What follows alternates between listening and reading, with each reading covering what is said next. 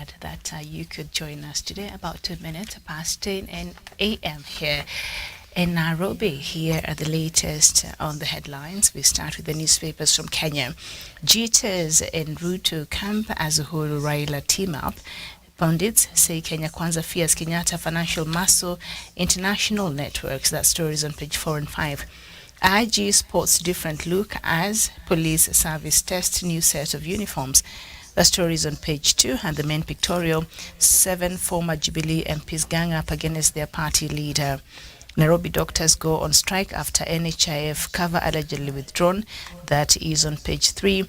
And ministries, agencies suffer 96 billion Kenya shillings cuts to fund urgent budgets. The story is on page 8. Okay. The Daily Nation. Killing fields. President William Ruto orders KDF to join security operation. Wild north in the last 6 months. Over 100 civilians and 16 police officers had been murdered in banditry-prone areas with schools, churches and police vehicles banned by bandits who have become even more brazen, escalating their terror activities on locals and law enforcement agencies. That story is on page 2 and 3. It is a race against time to deliver textbooks to junior secondary schools. Learners, rather. Schools in 20 counties have already been issued with the books, says KICD, with each student getting 12 for each of the core subjects. And then Oko family retreats as hopes of finding his killers fade. Anniversaries only serve to remind kin of the pain they have gone through. You'll find that on page 12. Uhuru caught up in fierce fight for Jubilee Party. That is on page 12. The Standard newspaper, prayers versus barazas as experts warn of economic turmoil. The country has slid back into the campaign period with rallies in the name of prayer meetings and public barazas, but Parliamentary Budget Office economists say there is need to rethink the financial model adopted if money is to get into people's pockets or businesses return to profitability. That story is on page 4 and 5. And Night of Long Knives, Jubilee to axe errant members of Parliament. The story is on page 14. Galentine's or Valentine's, love in the air. That story is on page 3. Then Ruto deploys army to take on drift bandits. You find that on the national page, page 8. And US goes slow on sanctions in Syria.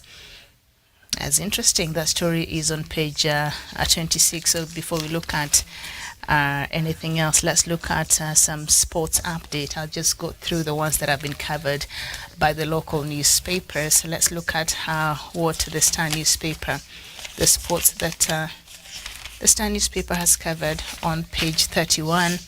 Which way United? Why Qatari bid for Manchester United is complicated but likely. A soft deadline for February 17th is approaching for the first round of proposals to buy Manchester United. United's owner, the Glazers family, are considering selling the club as they explore strategic alternatives. There's only been one public declaration so far from businessman Sir Jim Ratcliffe, and there is uncertainty about interest in the Premier League club from Qatar. Okay, so if you want to know more about that, you can check that out. And IOC not on wrong side of history over Russia. Belarusian athletes, says Bach.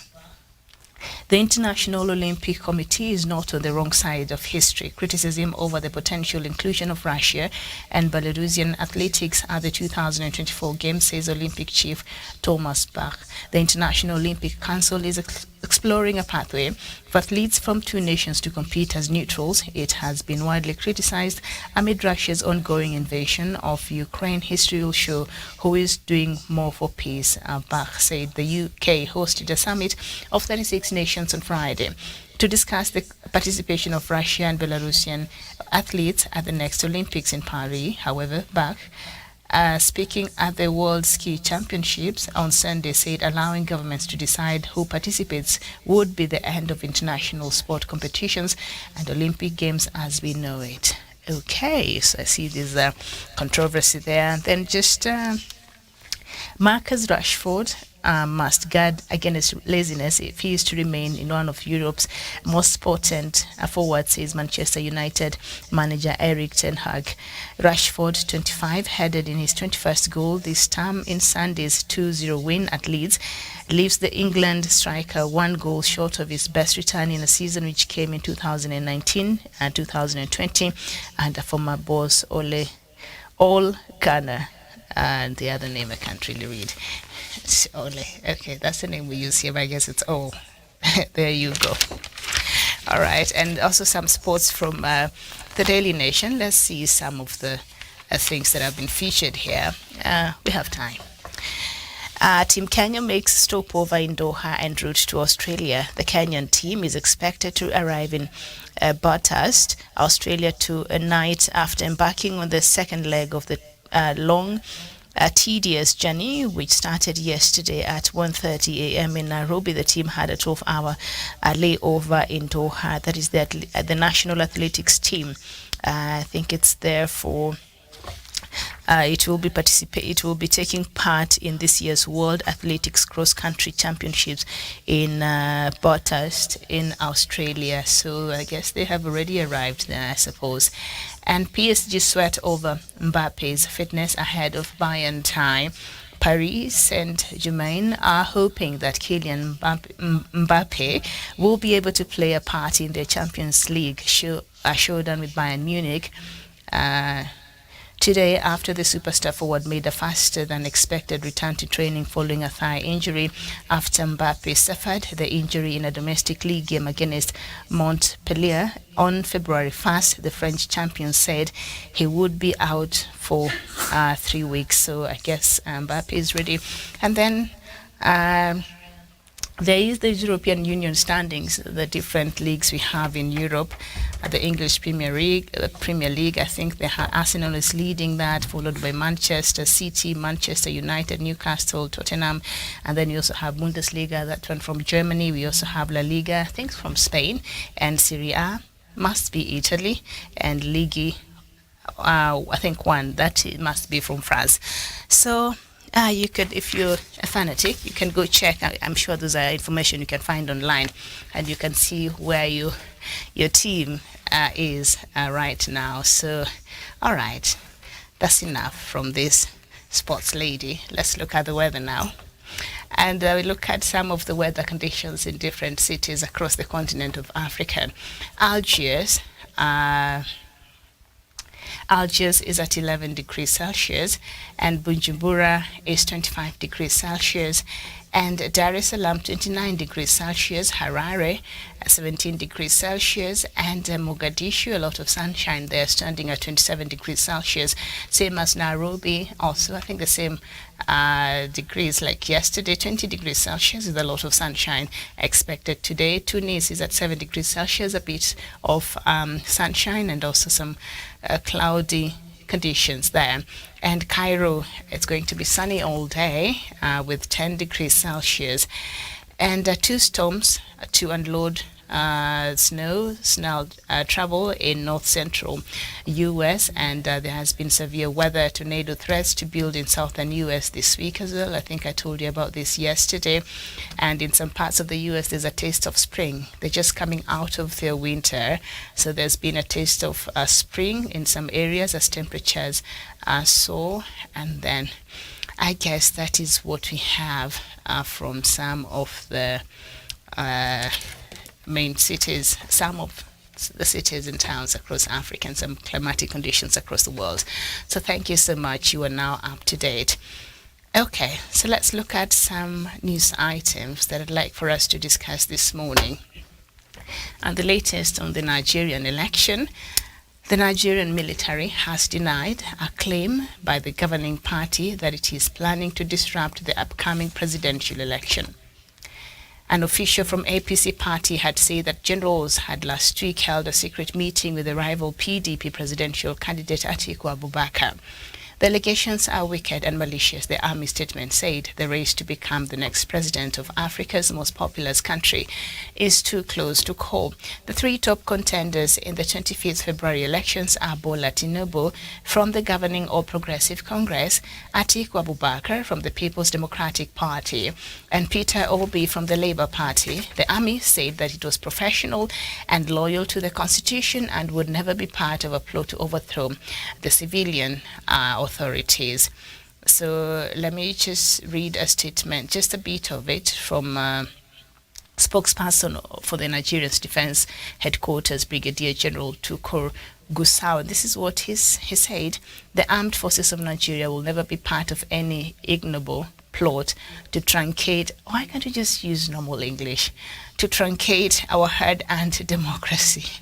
I love the way we struggle. You know, sometimes you use words, huge words and huge vocabulary, but you end up saying really nothing, because if you're not able, the essence of communicating is to ensure that the message is received and the people that you're communicating to are able to understand that. So if you wanted to assure the Nigerians that the army has no intentions of doing such a thing, and then you're writing, and I go through the news items from Nigeria, and sometimes it's just it's quite interesting, the manner of writing and how they just construct their sentences and the words that they sometimes choose to use. You find that it's very difficult. So if it's very difficult to understand, then you're not communicating at all. Essence of communication, you have to be precise. People must be able to understand you without necessarily having to look for a dictionary and try to get the meaning of the words that you're using. So you avoid the jargons in a nutshell. That's what we were taught in journalism school. So try to be precise and to the point, and just use words that are understandable. So anyway, back to the serious story. The government and the main political parties have not responded to the army statement. The military takeover claim has largely been ignored by the public, and many people are focused on more pressing worries such as insecurity, fuel scarcity, and shortage of new banknotes, which has added to the country's economic crisis. Now, why would the sitting government accuse the army of plotting a coup? You see, when you take a situation like Nigeria, when already the security is a very sensitive and emotive matter, where there are a section of people who already don't have confidence even on the security operators of the country because of how especially this current government has been handling security or lack thereof in the country, because we know Nigeria has been grappling with extremist groups and also this new wave of banditry, and as well as kidnapping for ransom and all that. So it has been a cocktail of all kinds of manner of insecurities that you can think about. And then the army of the country and other security sectors have been accused of not being able to do what they're supposed to do, which is to protect the lives of the people of Nigeria and assure them of their security. And the response by this current government has been very lackluster. I've been a critic of how President Buhari has been handling the issue of security or insecurity in Nigeria, because I believe as much as there are some limitations in what perhaps the government can do and limitations in terms of the weapons they have against the bandits and all that, but also I tend to believe that if at all there was a will with what Nigeria have, they would have been able to address this issue. Okay, as much as there have been claims that these bandits and these criminal activities and these extremist groups, they are better armed and equipped than the Nigerian army. So that has been a main problem. But I still believe they would have, to some extent, if there was a will, really tried to address the issue of security. And I see it has been one of the issues that has dominated the campaign's platform. Remember, Nigeria is having its elections on the 25th of this month. And so the Electoral Commission chairperson, I saw him on an interview on BBC Africa Focus a couple of weeks ago, and he said The election will not be postponed. Nigerians will cast their votes. And so it's all systems go, even as we've seen its offices being burned, sometimes some electoral materials being burnt or being destroyed. So we also are facing that kind of insecurity. So it has been a lot of things happening. And then you wonder, for instance, who is sponsoring the destruction of this electoral materials? Who has no intentions of handing over, perhaps of allowing for a transition to happen. So there has been some questions like that. So now when a sitting government accuses the army of a country of planning for a coup, now that's serious now. That is serious now. So an official from the APC party had said that generals had last week held a secret meeting with the rival PDP presidential candidate Atiku Abubakar. I think these are very careless statements. I've said in a country where we have already a situation that is quite sensitive, people who are already feeling like the government is not doing enough, and then the same security operators are being accused of reluctance in addressing this issue. The same government that is supposed to be addressing the issue of insecurity now is claiming that the army is planning a coup against it. First of all, why would an army plan a coup? Such a time that it's only remaining how many days for elections to happen? I guess elections are happening next week. So how many days are remaining, and why would the army plan for a coup right now? I guess if there was supposed to be a coup, then a coup would have been planned while still, President Buhari had time in power. So why would anyone try to bring up such issues? Or maybe there's something being planned. I don't know if you come from Nigeria and you have some information, possible information about this coup that perhaps the military was planning in Nigeria, then you can talk to me about it, because I'm interested to get the details of that. The problem I have with such things is when we have politics enter security. There are things that should not mix. Yesterday, as I was looking at the current conflict that is ongoing between the government of Ethiopia and the Orthodox Church, I told you there should be a separation of power, and that is how healthy democracies work, the state and religion. And also, as much as security is under the state, and it's a very important aspect for a country to be stable and for a country to run efficiently, then we need an assurance that the security apparatus of a country have their hands on grip, of what is happening, and they have control over the security of a country. But that has not been the case. But now when you bring in politics and issues to do with security, now that's a problem now. That's a problem now, because we have seen how leaders in this country all the times, because the president is the commander-in-chief, lies with the political class. But still, there has to be some separation where we don't have too much politicking attaching itself with security apparatus in a country. We need an army that is neutral. We need a police force that is just there to enforce laws and to ensure that, the daily security and all that is taken care of. But if you start bringing politics, then you're messing up the country, because Nigeria is susceptible to coups. We've seen coups that happened before. Matter of fact, it's just the other day, Nigeria was, I think it's just slightly over 20 years of a democratic process. Before then, we used to have, the army, coup after coup. Even President Buhari, the first time, he was the president. He was an army official. He was a general at that time, until he was now elected years later in a democratic space. So this is not something that is new. Nigerians have gone through coups before that turned out to be bloody, that turned out to be costly, that caused a lot of instability. Obviously, it's a coup, so it's going to cause instability in the country. And so these are things that should not be treated very lightly. And politicians sometimes, they make such reckless statements because they want to earn a sympathy There's something that is called the fallacy, where you earn sympathies through how you package your messaging, because you're seeking for sympathy. And also what I see to be populist politics, which is very detrimental. So as much as you're seeking to engage with the constituents, and you're campaigning and you're seeking to get their votes, but you can't say that. And plus, you are the ruling party. You are the government now.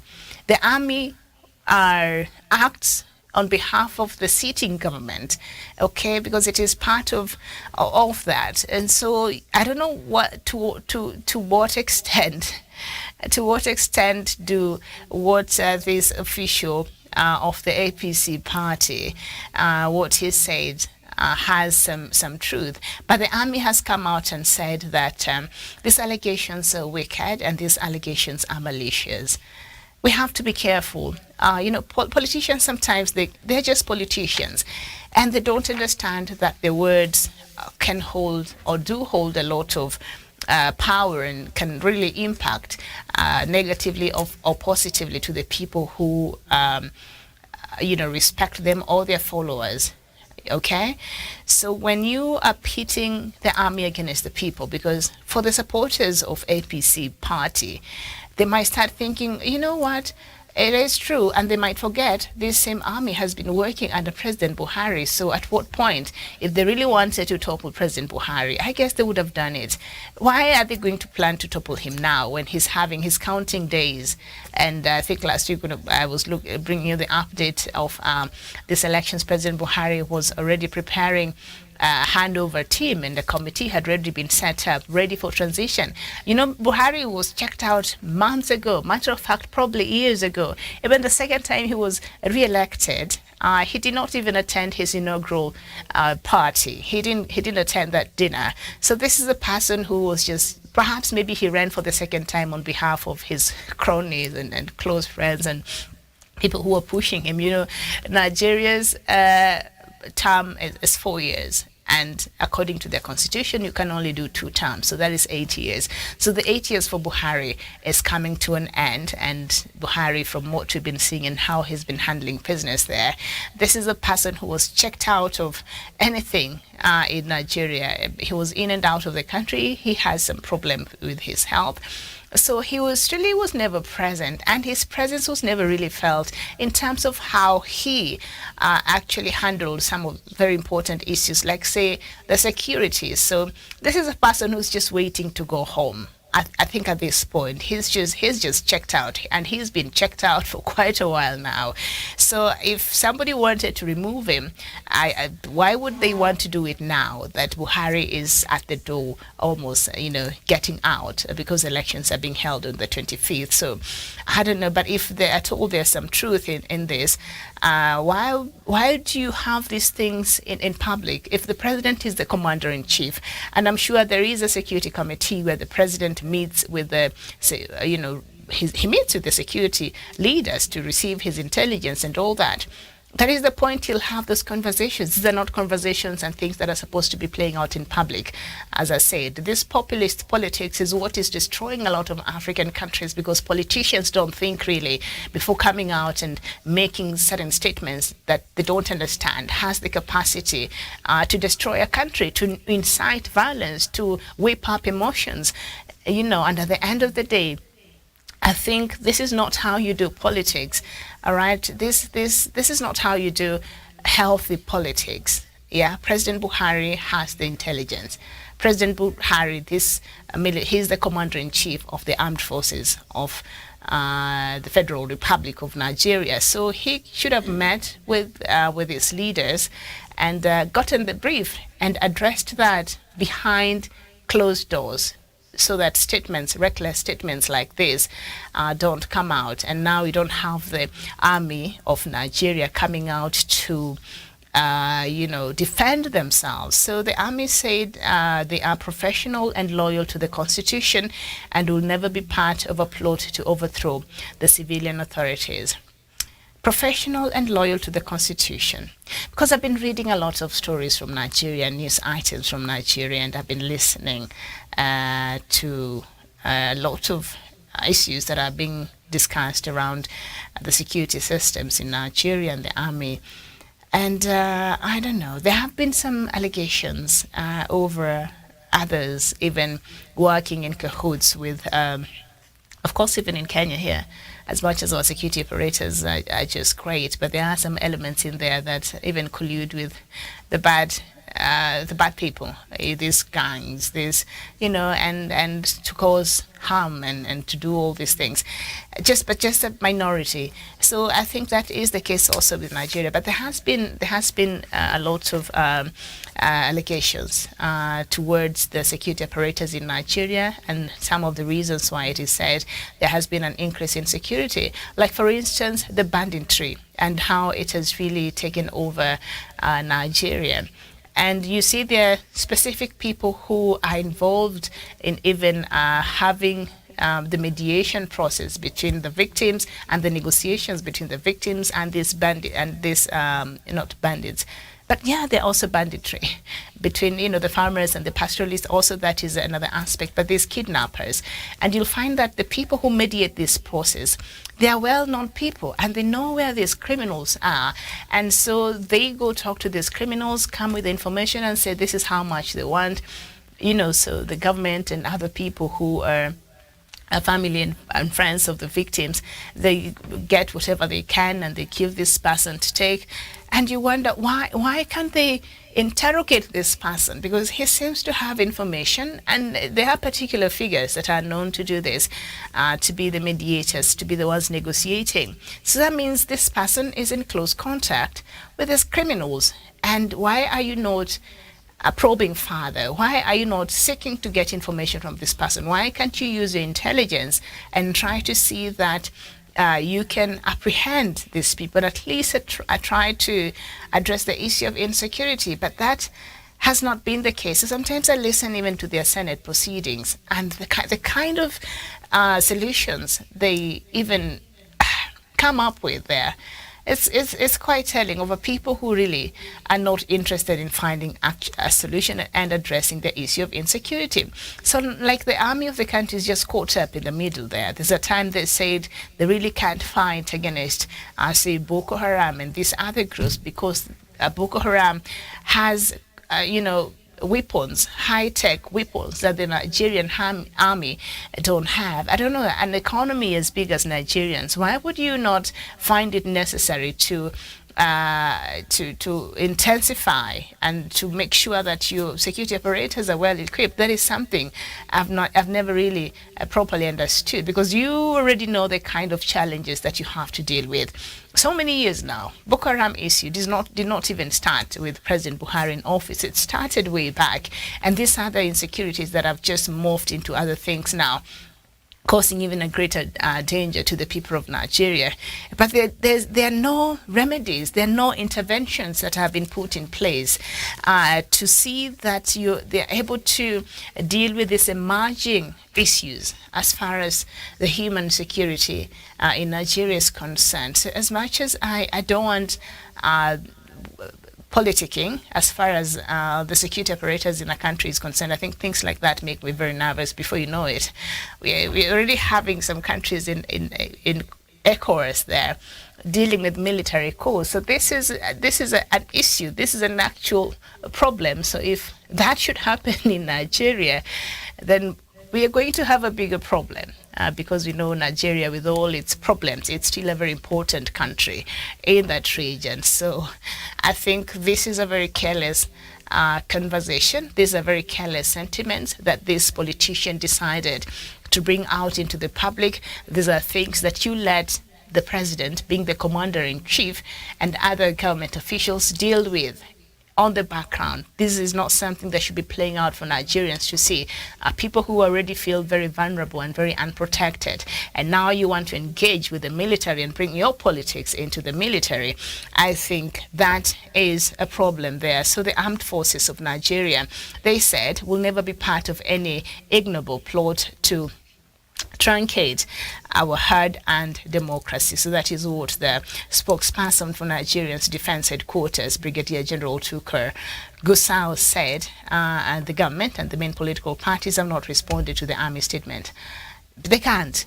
Now, the military takeover claim has largely been ignored by the public. Good for you, Nigerians. I think you know better.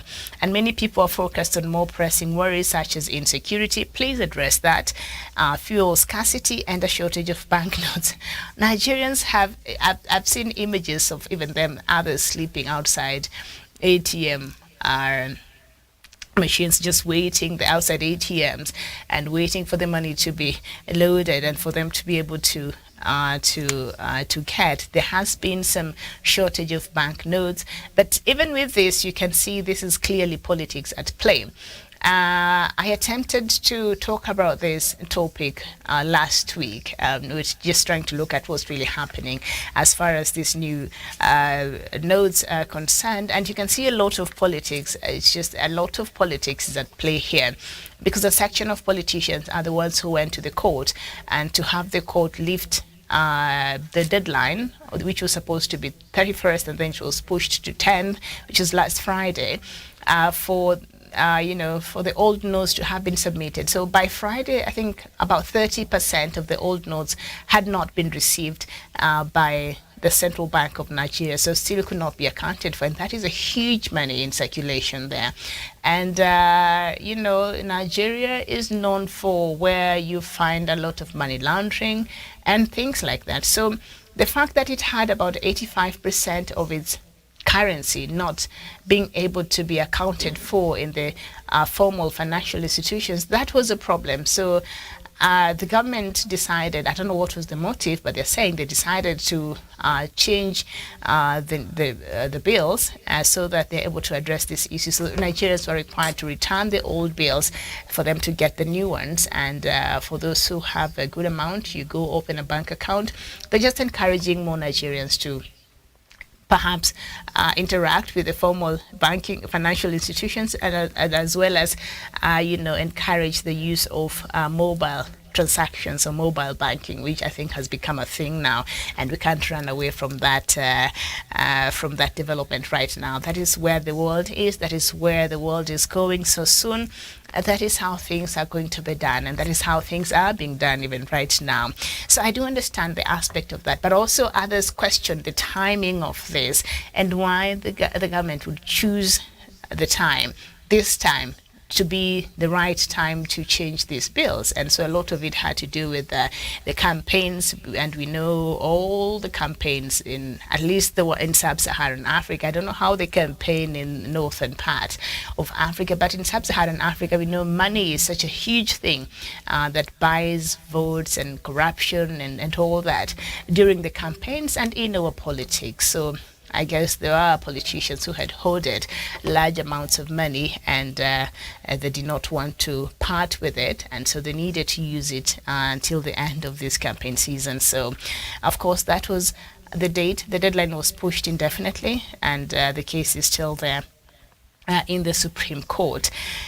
And some bank managers also were arrested because they were accused when the Central Bank of Nigeria officials went to different banks. They had, given these new notes, they found that they still had them in their vaults. They had not went and put it on the ATMs. They're still holding them. So you wonder, why would you do that? And that's why I'm saying also politics also is at play. And so these are things that Nigerians are grappling with. So that is why even these allegations, they're not paying attention to in a coup that the army is being accused of wanting to carry. They're worried because now also we have fuel scarcity at the same place and insecurity. You just be glad to sleep in a house and wake up in the morning still alive without Boko Haram or a bandit or somebody kidnapping you. I mean, so there are lots of other things that needs to be dealt with. So these sideshows by politicians are not necessary. Can we focus on things that are important to the people of Nigeria? I think that will be appropriate. But at this point, I guess, perhaps maybe the person who Nigerians will decide to elect next time will have a proper strategy and will have a will to actually address some of these issues that Nigerians would wish for them to be addressed. And still staying with Nigeria, now, a church leader who carried an assault rifle during a Sunday sermon about spiritual weapons So he was talking about spiritual weapons, but also he carried an AK-47, and I was just going through that story to the altar. On Sunday, he has been arrested by police. The police officer who owned the gun has also been detained, along with the church's head of security. Okay, let me understand. He did not bring this gun to church. The police officer was around there and borrowed this gun to the pastor for the pastor to illustrate what?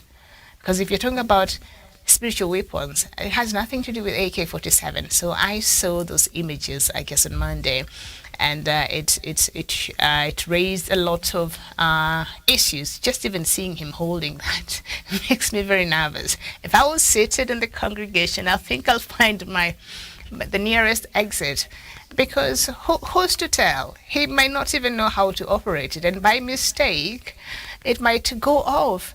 We have a leading actor right now in the U.S., Alec Baldwin, who shot somebody in a movie scene as they were preparing to take on some scenes. So this is not a joking matter. So even the fact that this pastor thought this would be a great illustration, this is just worrying.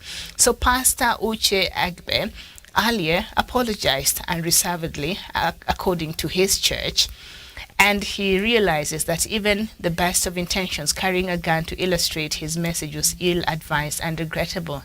I mean, geez.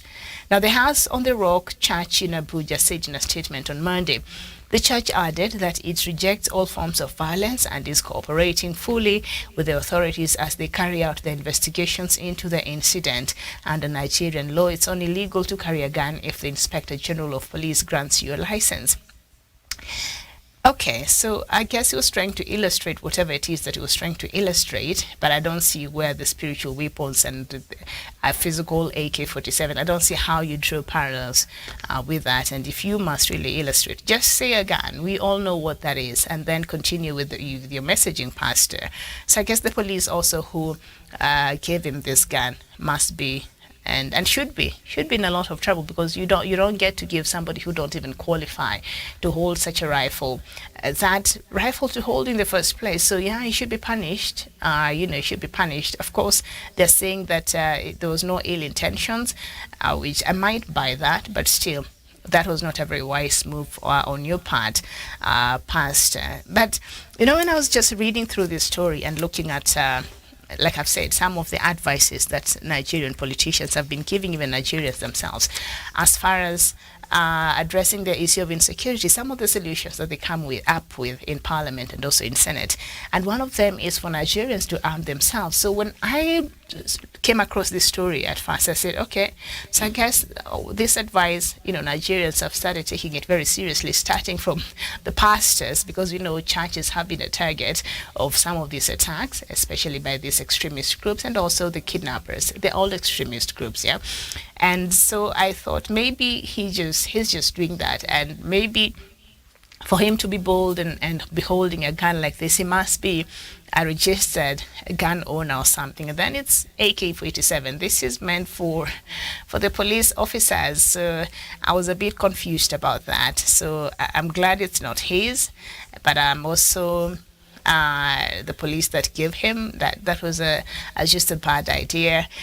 And people should stop with things like this, because that is a potential of a disaster right there.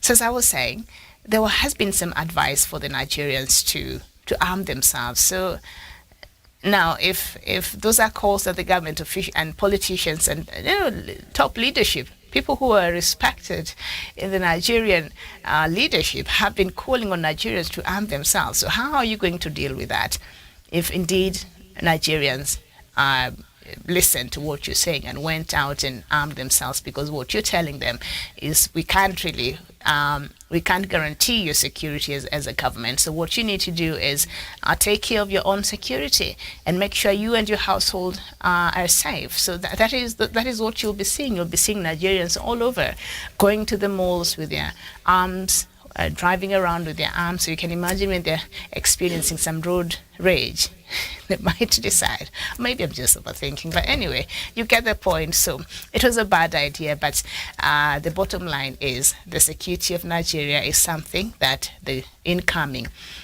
government needs to take very, very seriously. All right, I'll just move on to a story that I want us to talk about. And that is the depiction of French soldiers in Black Panther 2 has angered France's Ministry of Armed Forces. In November, President Emmanuel Macron stressed that today influence is a strategic priority, and Sebastian Lecornu condemned on Sunday the 12th what he called as a false representation of his nation's military from Marvel Studios. As seen in the 2-hour 41-minute film, features born French military personnel after they were dragged into a UN meeting by the Dora Milaje, Wakanda's elite corps. In the storyline, the men were arrested during a secret mission to a Wakandan base in Mali. Are you sure this is Wakanda, or they're really trying to play out? You know, I've not watched this Wakanda 2. I've not found time to go watch it. But it has serious political undertones now that I'm just reading through this story, because we know the relationship of, French soldiers and France as a country and Mali. So how timely was this? Now in the storyline, the men were arrested during a secret mission to a Wakandan base in Mali, where they tried to steal vibranium, a fictional resource mostly found in Wakanda. Yeah. Now, you can replace the vibranium to natural resources or things like that, okay? Now, the French military personnel who can be seen in the movie wore outfits that resemble those who in real life soldier from the counterterrorism operation in Bukane War. Okay, now I understand why France was mad at this. And the French minister's tweet included a tribute to 58 real-life French soldiers who died in Mali. The defense ministry told AFP that France was not calling for withdrawal or censorship of a work of art. After nearly 10 years in Mali, Operation Barkhane personnel had to leave Mali on the request of the authorities last year. Black Panther Wakanda Forever was released last year as France suffered a redeployment in the Sahel, which is plagued by jihadist violence. The minister's comments, which came months after the movie hit theater, are in line with the nation's new diplomatic strategy. In November, President Emmanuel Macron stressed that today's influence is a strategic priority, and the multiplication of the so-called anti-France protests in countries across the continent, including Central African Republic, South Africa, Chad, Burkina Faso, and Niger, is seen by some experts as a signal of an increasingly contested role in some African countries. And let me just look at what the French minister, perhaps. All right, but I've told you what he said. I've told you what the minister there said, so they're not happy with this depiction. But it is a fictional work of art. All right. So why would France get into its feelings about this? Yeah, because if something has no truth to it, if you react to something that has no basis and has no truth to it, and it's just work of art, why would you even find a need for you to come out and make these statements? What is it in the Wakanda Forever 2, that perhaps touched a nerve? Did they? What is it that was depicted there that perhaps it quite bears a resemblance to what is going on? And I'll just read to you that story. In this case, what is it that you're taking from Mali? Because whatever it is that is depicted in this Wakanda Forever, that is just a fictional resource. Vibranium, it does not really exist. It's just a fictional resource. So why would France feel ways about something that is fictional? What are you not telling us by telling us what you feel this movie was depicting? And I think this was quite, this is just quite in line with perhaps what Pope was saying the other day, that these Western countries should get their clothes out of Africa, because, even some of these conflicts that we are being experienced in the continent has a lot to do with its mineral resources. So if you see a movie like this where majority of this is just fiction, it's not based on a true story. Wakanda does not even exist, for heaven's sake. It is not a state in Africa, France. So why? What is it? What is it? But they're saying, according to this movie, these soldiers that arrested, these French soldiers, who were on a secret mission to Wakanda and who had stolen the vibranium from Wakanda, these French personnel that allegedly were arrested in this fictional work were fully dressed in uniform that resembled that of the French soldiers who were operating in real life during the counterterrorism operation Burkane. You know, it has been suspended in Mali. And I think it is the timeliness of this messaging and what in reality is going through between France and its former colonies that maybe struck a chord with France, and maybe now people watching this movie are curious to find out and just see how does it draw parallels. But I think if they had just been quiet, because I've not heard, even since this movie was released last year, and it's been months in theaters now. I haven't had time to go watch it, but I did watch the first one, and nobody has brought up this issue. So now, by France pointing out this, now you've brought attention to the matter that you might not even want us to talk about, and to the people who might not even have had thought about it. So now you're making people think about it, and you're making people wanting to go and seek for more information, and before you know it, you're shedding light on something that you wouldn't want any more spotlight on, because what has been happening and the sentiments that have been ongoing in the countries that were former colonies of France, and how that relationship has changed since. So I think now I'm interested. I might find time and go watch this, just to look at what these soldiers are wearing. I think I'll go to the theaters with my pen and a notepad probably. I'll come here and tell you about it. But anyway, I think, and from that point, this movie, I think, has a heavy political undertone. I wonder what kind of message they were trying to pass. And now when I think about it, probably it is, there was some intention in that, I think. And so France has a right to be worried, because, such entertainment and such places, especially Hollywood, has a lot of influence, and it's a huge platform, and so many people are accessing this movie and are accessing the messaging in this movie, and so I think France should be worried. But by them coming out and talking about it, they've just brought the spotlight on it that perhaps the rest of the world had not really caught up on. So that is the downside, but I can understand why France is worried about that.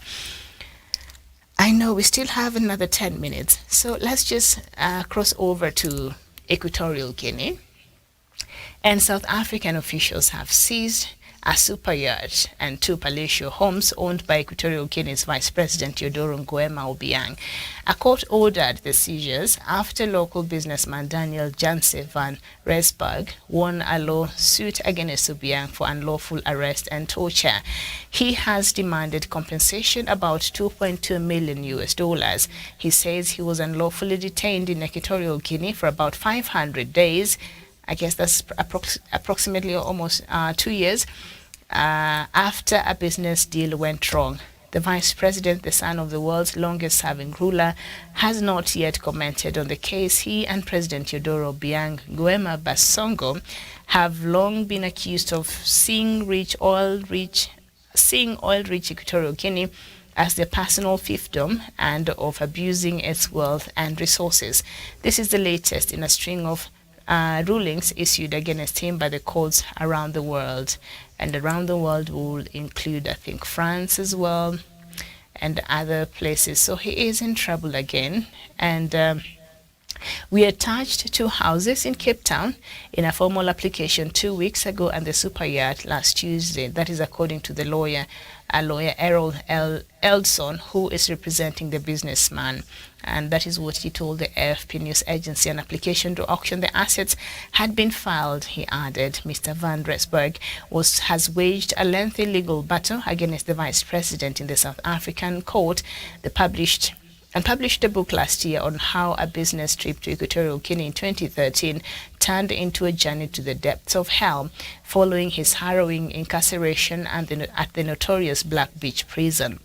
Mr. Edson told the AFP News that his client had set up an airline in Equatorial Guinea with the local politician who withdrew from the venture at the last minute and demanded a financial refund. The dispute led to the politician phoning Vice President Obiang, and within 10 minutes an elite security force unit picked Daniel up and threw him into Black Beach prison. The lawyer was quoted as saying Obiang is widely seen as being groomed by his father, who has been in power for 43 years to succeed him. And might I just add that the country went to an elections last year, and Obiang was added another 7 years, so he'll be there until further notice, until God decides, I think, to take him home. I don't know. Last month, he ordered his half-brother's arrest over the sale of a jet, and his half-brother was alleged to have pocketed the proceeds of the sale. He has not publicly commented on the allegations. The vice president, known for his lavish lifestyle, has also had its own brushes with the law. In 2014, U.S. authorities seized a $30 million mansion in Malibu and other assets, including a Ferrari car, saying they had been bought with the proceeds of corruption. 2 years later, Swiss prosecutors seized 11 luxury cars belonging to him. The cars, among them Bugatti, Lamborghinis, Ferraris, Bentleys, Rolls-Royce, were sold at an auction and fetched about $26 million. He was also fined and handed a suspended sentence by a French court in 2021 for using public money to fund a luxurious lifestyle in the European nation. He denied wrongdoing. Okay, I'm glad that France did this, but also France, this is very hypocritical. This is very hypocritical, knowing what we know about how you operate in this continent. While I do understand maybe this money will go to help the people of, I doubt this money was handed over to Equatorial Guinea, because you'll be handing over this money back to this guy. He is the vice president and his father is the president. So I don't know what happened to this money, France, after you auctioned all this. Where did you take that money, the $27 million US? Because I doubt they were given back to Equatorial Guinea or authorities, because you'll be giving back the money to him anyway. And in the same year, the UK imposed anti-corruption sanctions on him. Officials said he had a collection of Michael Jackson memorabilia, including $275,000 crystal-covered glove, which the late singer had worn on his 1980s Bad tour. The UK said the new sanctions targeted individuals who had lined their own pockets at the expense of their citizens. These Western countries, when you read such a story, it sounds like they're doing such a great thing. And then you go back and you realize this Obiang family, they opened 60 bank accounts in the US. Nobody raised any red flags. A family, an individual and his family, they're opening 60 bank accounts a day after he took over the leadership of the Central Bank of the Equatorial Guinea. That's what Obiang did. And it was not until there were some news items that brought this into the forefront. That's when the U.S. government took action. That's when the French government took actions, and Britain. And when you see this, the oil farms that are drilling, I told you the last time, I think we've talked about Equatorial Guinea. That time they were having the elections, and the kind of agreement they've entered with these foreign companies that are benefiting their countries, like the US and likes. Equatorial Guinea is just supposed to keep 12% of the proceeds of its wealth. The rest is going to these foreigners. So I am usually very contradicted when I read things like this. Whereas it's good, like I've asked, where did they take this 27 million? Did they give it back to the Equatorial government? I doubt, because this guy that you just sold his Ferraris and Bugattis and Lamborghinis and all, and the Bentleys and all this, he is the government. So what happened to that money? Yeah, I don't know. But I guess it's good. And South Africa also, seized all this to pay that guy that suffered and wrongfully being detained there in Equatorial Guinea. I guess I'll put a stop here this morning, about 4 minutes to 11 a.m. At the top of the hour. Dr. Matanga will be coming up with another show. I want to thank you so much for watching. My name is Miriam Gutu. Enjoy the rest of your day, and I'll see you here at around 3 p.m. with more news from across the continent of Africa. Bye-bye for now.